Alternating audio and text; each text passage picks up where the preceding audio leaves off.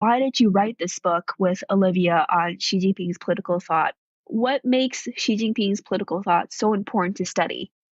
Well, I started planning and preparing for this book back in 2017 after Xi Jinping announced that Xi Jinping thought on socialism with Chinese characteristics for a new era had arrived and was being formally accepted into the party constitution and then the state constitution a year later.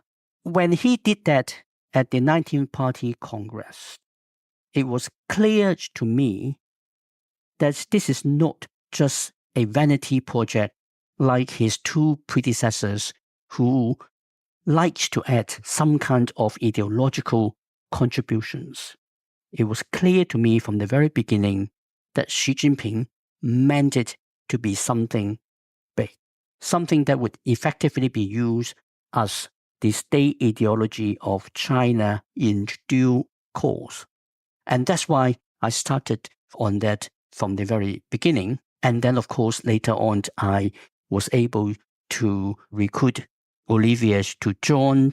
With her help, we were able to do 2 years of very intensive research into what Xi Jinping thought really is about and draw out the significance of it, which therefore ends up in this particular book. Thank you, Steve. I'd like to offer our listeners a quick summary of your book's key findings first. So what are the most important takeaways from analyzing Xi Jinping's political thought? And what are your most important lessons learned from researching and writing your book? Well, I will answer your second question first, which is what really struck me the most when we have finished with this project. It was the scale of the ambition that Xi Jinping has for himself, for the Communist Party, and for China. Now, what is Xi Jinping thought really about? Domestically, it is about forging one country, one people, one ideology, one party, one leader. And this is what Xi Jinping is trying to do and has been doing in the last 11 plus years in control of China and the Communist Party. What then is the overall ambition of this, both domestic and external? That ambition is to secure the fulfillment of the China dream of national rejuvenation by 2049 or 2050 at the latest. What does the China dream of national rejuvenation means? In layman's language, it is to make China great again. It is to make China the most modern, advanced, innovative, competitive, and even green country in the world, the natural leader of the global south and therefore of the world, a country that would be admired by everybody else and therefore be respected and followed by others. That is the scale of the ambition of what Xi Jinping would like China to do when the China dream of national rejuvenation has been accomplished. In terms of how ambitious Xi Jinping is, how does he compare to his predecessors, including Mao Zedong? And to what extent does Xi's thought differ from Mao's, as well as any of his predecessors? In other words, what makes Xi Jinping stand out, and why does he need his own political thought? Xi Jinping does not really care too much about his three predecessors, whether we're talking about Hu Jintao or Jiang Zemin, or for that matter, Deng Xiaoping. The only predecessor that Xi Jinping thought well of was Mao Zedong, the founder of the People's Republic of China. But here, Xi Jinping is not attempting a Maoist restoration. What Xi Jinping thought is in fact quite different from what Mao Zedong thought was.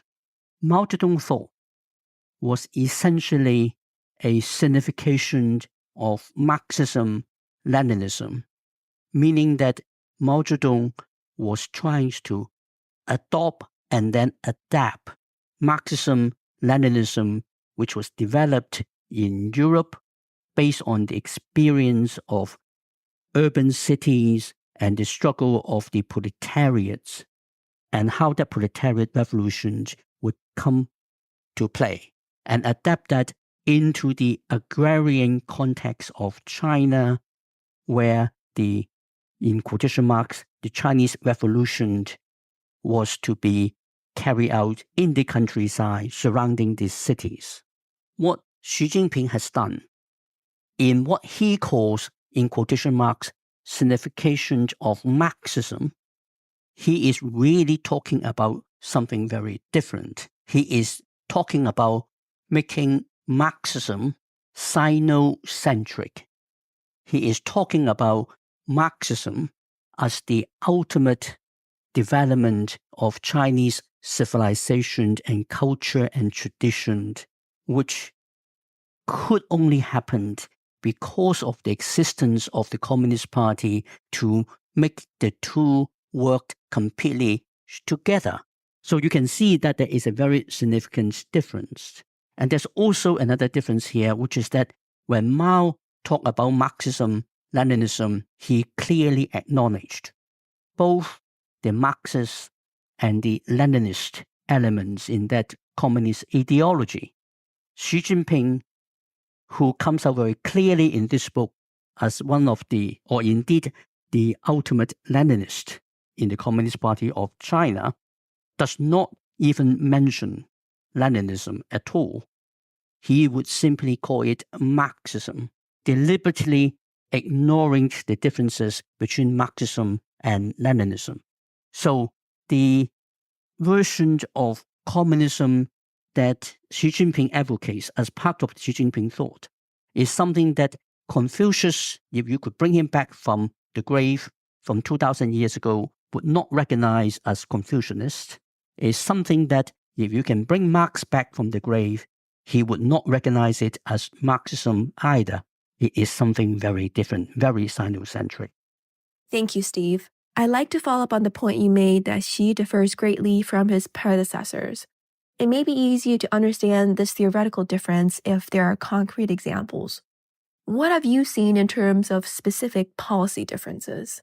Well, more specifically, if we are looking at China's foreign policy, then we are seeing Xi Jinping completely reversing Deng Xiaoping's hiding capability and biting for time approach to one which now is aggressively asserting that China requests and requires the rest of the world to pay it due respect, that China is now proactively going out to the rest of the world to mobilize support in the global south to enable China to transform the way the international organizations functioned in order to change how the international systems operates, transform it from a liberal international order into something that is fundamentally Sino-centric. And if we are looking at domestic policy, we are also seeing a reversal of the Deng Xiaoping, Jiang Zemin, Hu Jintao era of steadily relaxing the control of the party, allowing people to have more individual freedom and scope to do things their way, into one which is now requiring people to learn to think the Xi Jinping way and to be united in support of the agenda set by the Communist Party, much tighter control across the board, and therefore substantially reducing the scope for individual freedom and for scope for the private enterprises to push for development in their own particular ways. So, Steve, how do these ambitions you mentioned to transform the international order to be Sinocentric and for there to be much more internal political control, how are these concepts linked in Xi Jinping thought? The central element of Xi Jinping thought is about increasing control of the Communist Party and making people in China to share the same world view so that they think like one people and act like one people, guided by the ideology set by the party and its supreme leader, with the party controlling increasingly elements of people's individual life, and with the whole system now pivot around the supreme leader, the one single leader, whereas in the Jiang Zemin and Hu Jintao era of some 20 years, the Communist Party steadily increased the scope of debate at the very top level of the Communist Party behind closed doors. Now, at that top echelon of the party, the Central Committee or the Politburo or the elitist Politburo Standing Committee have all been transformed into an echo chamber.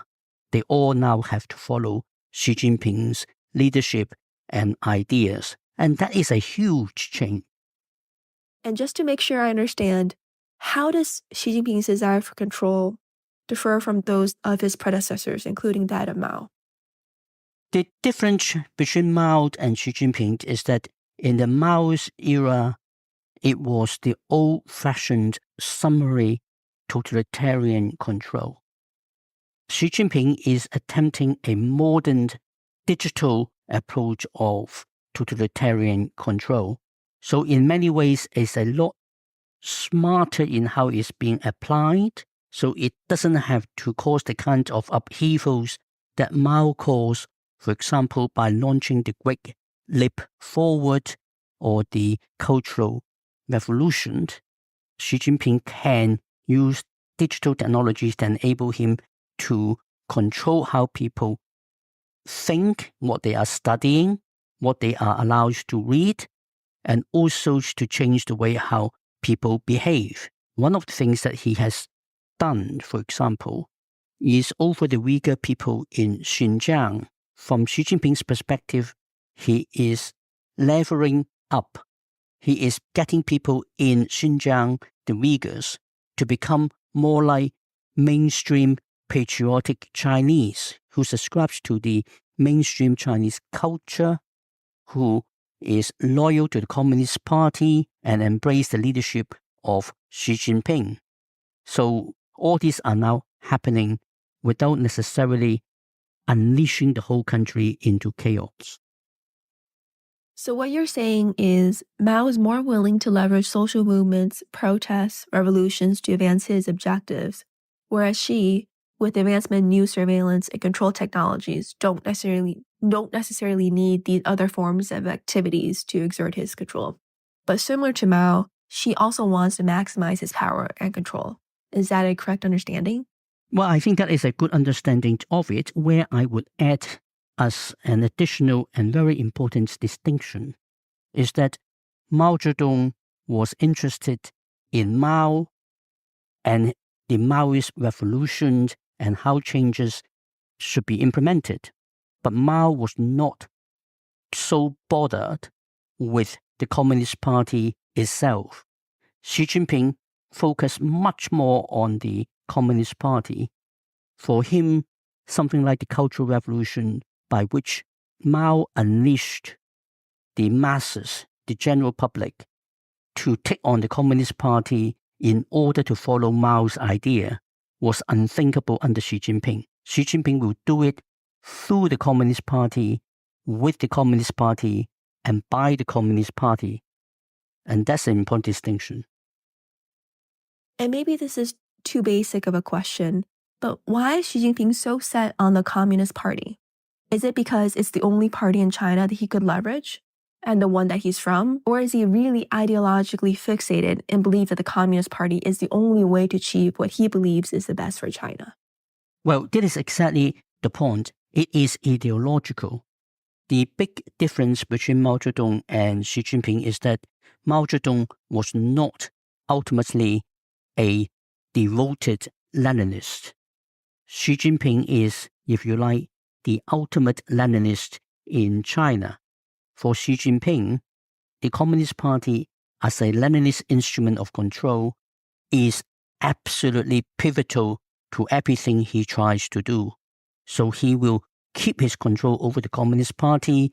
He will ratify the Communist Party almost continuously to make sure the Communist Party will always follow his order. This was something that Mao lost sight of, and he effectively handed over the control of the Communist Party to his number two, Liu Shaoqi, and then Mao Zedong had to launch the Cultural Revolutions to seize power back from Liu Shaoqi and the other Leninists in the Communist Party. Steve, you also mentioned in your book that Xi Jinping political thought also draws from Confucian traditions. Could you describe what those Confucian traditions are and to what extent do they clash or work well with what you're describing as Xi's devotion to Leninism? If I had said that Karl Marx would not recognize the Marxism that Xi Jinping practices in China, I can extend that to say that Confucius, if he could be brought back from the grave, would not recognize what Xi Jinping says in his name either. If we have to push to the ultimate simplification, Confucianism is ultimately about doing the right thing in the judgment of history, not necessarily doing what the king emperor says or anybody else says. Is in the judgment of history what is the right thing that must be done. Now here, of course, Xi Jinping would believe that he is a Confucianist because he believes that he is the representation of the ultimate good. Therefore, whatever he says must be the right thing in the judgment of history. Except that is not what is supposed to mean in Confucianism, because that is not by judgment of yourself, it's the judgment of others coming after you. Now, what Xi Jinping is doing is basically use his understanding of the Chinese history and culture and civilization, which essentially is the Chinese history as from the first emperor of China 2,200 years ago. And that is a history of centralization and a history of unlimited royal power. And that is what Xi Jinping is building on, using the state ideology, whether it is Confucianism of one variant or not, or Xi Jinping thought or Marxism of some description, to control people's thinking and guide them to do things as the supreme leader, whether you're talking about the General Secretary of the Communist Party or the Emperor of China, requires them to do. And this is what Xi Jinping is talking about of the Chinese tradition. And his approach to the rest of the world is also based on his understanding of what the so-called tianxia concept was supposed to mean. And the tianxia concept was based on the time when China was the most powerful, rich, militarily strong, technologically advanced, and logistically sophisticated country in the world. And the myth goes that when China was in such a position as the most preeminent power in the world, the rest of the world looked up to China, wants to be inspired by China, wants to follow China's example, and therefore they all defer to China and to its leadership. Hence, Pax Sinica prevailed, and all will be well, and everybody can benefit, enjoying the common destiny of humankind, as Xi Jinping would say. Let me follow up on that, because one of the central visions that China has for its foreign policy is constructing this community of a shared future for humankind. And that very much links to the tianxia concept that you mentioned. We've discussed how much influence Xi Jinping wants China to have internationally. But what are the responsibilities that China has under this broad understanding of tianxia, or community of shared future? If China achieves the power it wants, what obligation does China have to other countries, if any, for example, in terms of upholding international rules or norms? That's a really good question. But first of all, let me clarify. If we go back to the original Chinese language that Xi Jinping used, you really will struggle to translate that into a community of shared future. The correct translation is the common destiny of humankind. The community translation is put forward by the propaganda department of the Chinese Communist Party and is, as usual, intended to mislead rather than to clarify. And the important distinction between these translations is that a community of shared future implies that members of that community freely joins in, each enjoying agency and equality in doing so, and voluntarily share a future. The common destiny of humankind is something which can be completely hierarchical, centrally developed and led, and that's what Xi Jinping has in mind. Now, when China achieved preeminence, what does Xi Jinping thought indicates? Well, what it does indicate is that it is not trying to replace the United States as the global hegemon and the global policeman as the United States has performed in the liberal international order since the end of the Second World War. The common destiny of humankind is based on a different precept, which is that it is not based on the liberal international order, but based on a liberal international order having been transformed into a tianxia order. And in that tianxia order, China will be preeminent and therefore does not have to inherit the baggage of American hegemony and American global policeman's role. So there is no expectation or requirement for China to take on a proactive role to tell countries what to do or to interfere in global affairs when they are going wrong.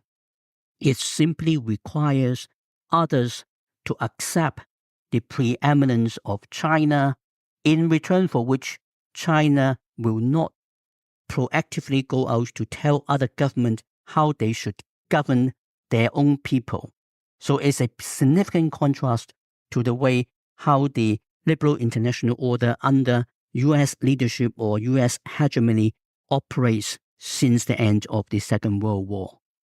Xi's understanding of the tianxia concept seems similar to how emperors in imperial China used to govern. In other words, emperors relied on local aristocrats or rulers that were more or less govern each of their different regions. However, local rulers then had to pay tribute to the emperor, and the emperor sought to balance the power between the local rulers so none of them would be able to challenge the emperor's rule. Is that largely the model that Xi Jinping has in mind under his tianxia concept when it comes to the role that China would play internationally? In other words, a very loose form of government where China has relatively few responsibilities aside from maintaining the overall international order.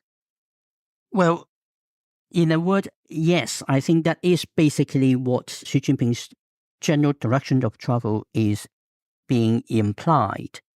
In terms of the relationship between China and the rest of the world, is China not directly interfering with other people's affairs as long as they accept Chinese leadership. But the downside to it is that if there were crises in the rest of the world, you cannot count on China to come out to find solutions for them. China may pronounce, but it will not necessarily pay the price of interference, which is in a sense what the United States have been doing as the global policeman in the liberal international order. is also something which inherently is expected of the UN Security Council since the end of the Second World War. The tianxia paradigm will make the Security Council a lot less proactive in terms of international security challenges. Thank you. One more follow-up on this, and then I want to pivot to a related topic. I think this concept makes a lot of sense theoretically, but it seems to me to be not very well suited for modern day dynamics, and particularly given how much globalization there is and how developments in one region could have cascading effects on other regions. Just look at the extent that China is being impacted by Russia's invasion of Ukraine. I want to get your thoughts on that and whether you're seeing that there is recognition within China, perhaps below Xi Jinping, that there are fundamental contradictions in Xi Jinping's political thought that don't necessarily align with how we're currently seeing the world and how developments occur internationally. My response will be that my personal opinion is that Xi Jinping's ideas can't work and it won't work. But that's not what Xi Jinping believes in. And within the Chinese context, it's now nearly politically impossible for any of his lieutenants to advise him directly and openly and frankly that his conception are problematic. Now, in the specific example that you have cited about the Russian invasion of Ukraine, let's take ourselves back to the early spring or late winter of 2022, when the invasion started and then got bogged down for the Russians. Now, China, even though Xi Jinping was consulted or informed of the Russian intention when Putin went to Beijing at the start of the Beijing Olympics, Winter Olympics, China did not really need a war in Ukraine. China had very good relationship with the Zelensky administration in Ukraine before the Russian invasion started. But then when Putin met with Xi Jinping, Putin almost certainly would have informed Xi Jinping of his intention, and Xi Jinping would have given his blessings.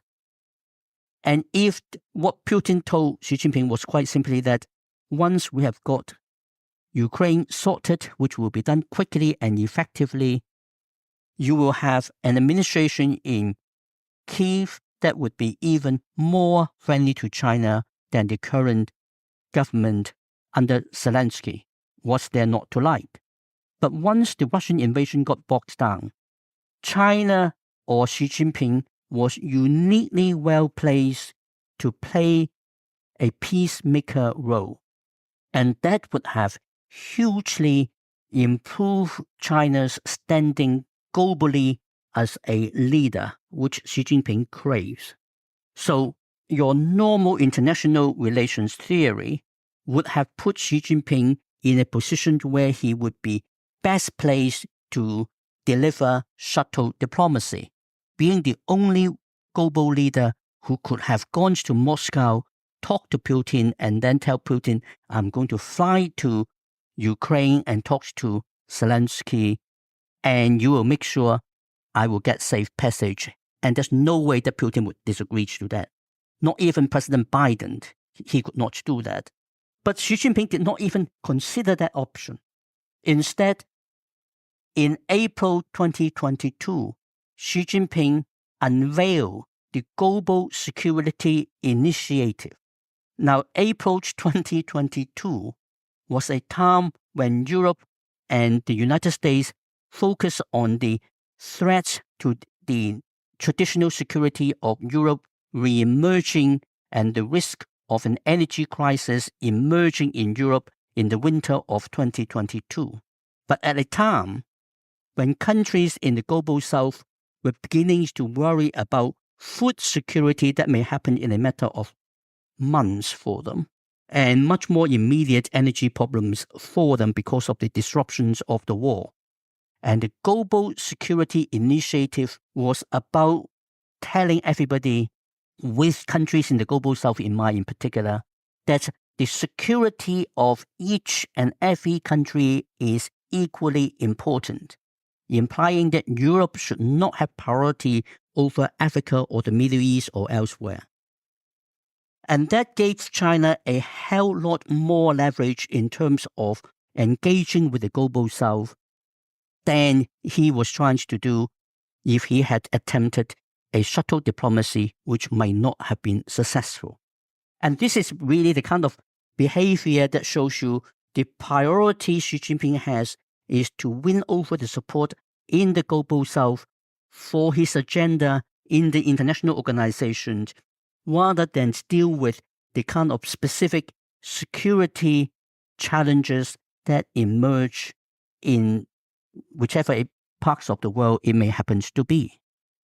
So there's a lot to unpack here, but I do want to pivot towards another topic, which is the concept of national rejuvenation. You touched on this earlier, but to what extent do you see Xi Jinping's understanding of national rejuvenation as driving the rest of his policy, both his foreign and domestic policy? To what extent is national rejuvenation core to Xi Jinping thought? Oh, national rejuvenation is absolutely core to Xi Jinping thought, because the Xi Jinping thought is about the fulfillment of the China dream of national rejuvenation, which is required to be accomplished by the end of 2049 at the latest. So sometimes they say 2049, sometimes they say 2050.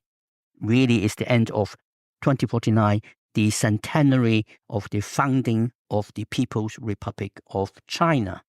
And that national rejuvenation means China domestically must be rich, powerful, united, and beautiful or green.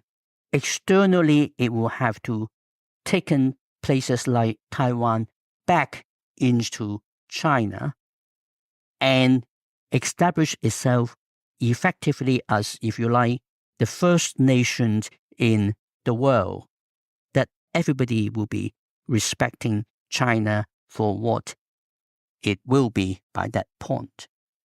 And only if all these are being achieved is the national rejuvenation fully delivered.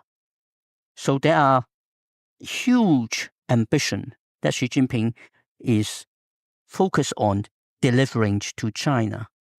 And let me add very briefly that when I start off by talking about Xi thought is focused on one country, one people, one ideology, one party, one leader, the one leader dimension is added because there is absolutely no arrangement being agreed to or allowed for successions to Xi Jinping.